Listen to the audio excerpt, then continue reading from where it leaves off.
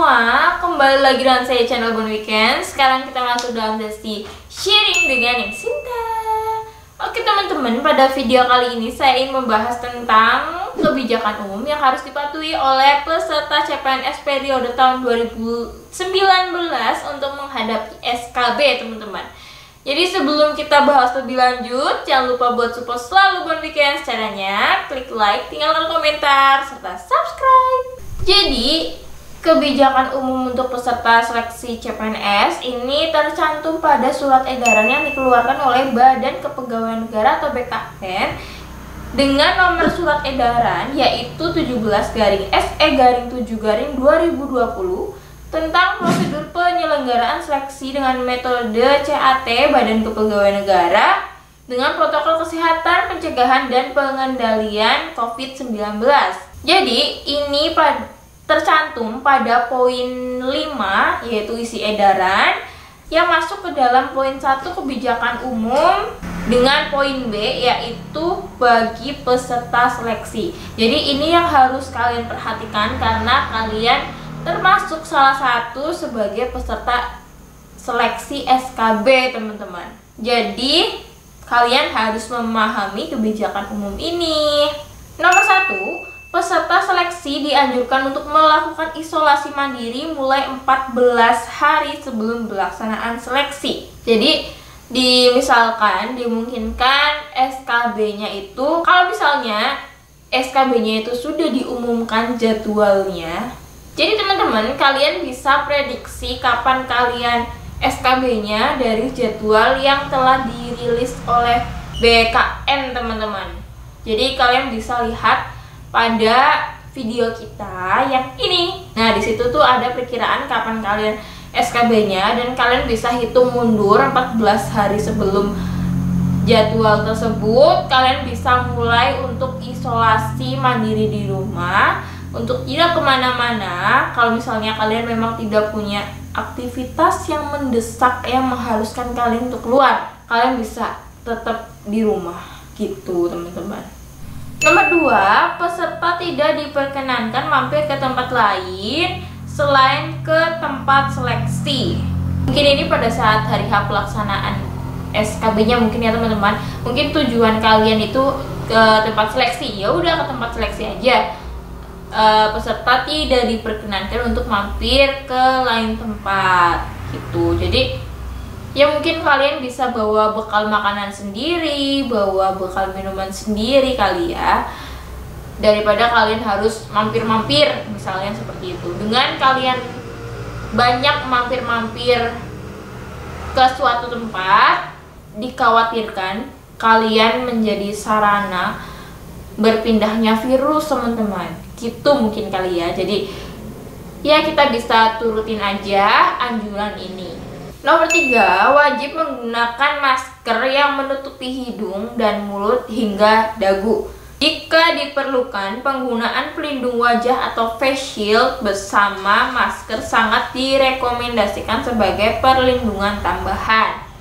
Catat ya teman-teman, kalian bisa bawa masker dan bisa bawa face shield. Kalau bisa kalian bisa bawa masker lebih dari 1 untuk cadangan, teman-teman, di tas kalian. Terus face shield kan sekarang udah di mana-mana tuh udah ada, jadi kalian nggak ada salahnya untuk membawa sendiri, teman-teman. Juga harga face shield sekarang udah terjangkau karena semakin banyaknya perusahaan yang memproduksi face shield. Nomor 4, memperhatikan jaga jarak minimal 1 meter dengan orang lain. Ini minimal ya teman-teman, 1 meter. Jadi kalian itu paling minim 1 meter. Kalau lebih mungkin bisa lebih bagus ya teman-teman. Jadi kita hidup dengan adaptasi yang baru ya teman-teman, karena situasi dan kondisi kan seperti ini. Nggak seperti biasanya kita ketemu peserta lain, kita ngedeket, kita ngobrol-ngobrol, kita salaman, kita saling cerita, saling nanya dan lain-lain. Dengan kondisi seperti ini kita nggak bisa terlalu dekat secara fisik teman-teman dengan peserta lain, karena ya kita harus melindungi keselamatan mereka dan kita harus menjaga keselamatan diri kita sendiri gitu. Terus nomor 5, menjaga kebersihan tangan dengan mencuci tangan pakai sabun dengan air mengalir dan atau menggunakan hand sanitizer. Jadi mungkin kalian juga bisa membawa sabun cair cadangan di tas kalian dan hand sanitizer cadangan di tas kalian ya teman-teman. Jadi itu bisa lebih aman. Sebelum memasuki titik lokasi, kalian bisa membersihkan tangan kalian dulu, dan setelah selesai tes juga dalam perjalanan pulang kalian bisa membersihkan tangan kalian. Jadi lebih aman lah untuk semua orang. Nomor 6, membawa alat tulis pribadi ya teman-teman.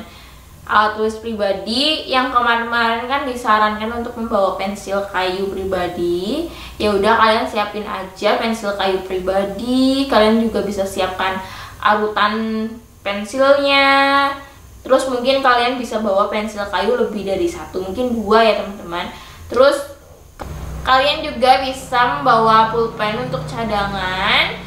Siapa tahu kalian membutuhkan gitu teman-teman. Jadi nggak ada salahnya kalian juga membawa pulpen sendiri.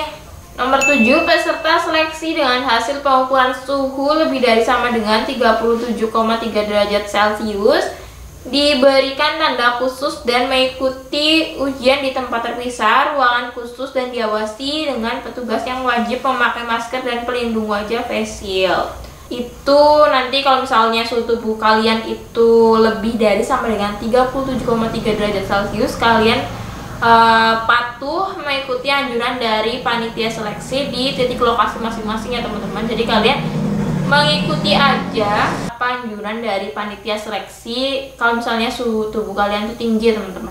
Terus nomor 8, peserta seleksi yang berasal dari wilayah yang berbeda dengan lokasi ujian mengikuti ketentuan protokol perjalanan yang ditetapkan oleh pemerintah. Jadi kalian harus banyak mencari informasi. Kalau misalnya tes kalian itu di luar kota, kalian harus tahu cara menuju kota tersebut itu transportasinya yang telah dibuka itu transportasi jenis apa. Terus habis itu harus menyiapkan surat keluar masuk dan sebagainya, atau hasil rapid test dan sebagainya, itu butuh apa enggak untuk memasuki kota tersebut teman-teman. Jadi kalian harus tahu updatean terbaru tentang transportasi yang ingin digunakan dan syarat-syarat untuk memasuki kota yang kalian tuju.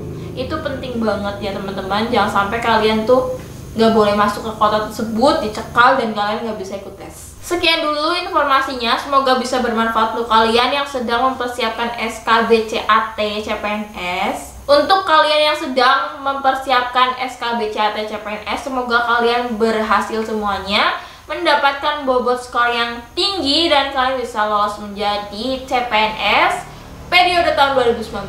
Sebelum kita akhiri, jangan lupa buat support kita. Caranya klik like, tinggalkan komentar, serta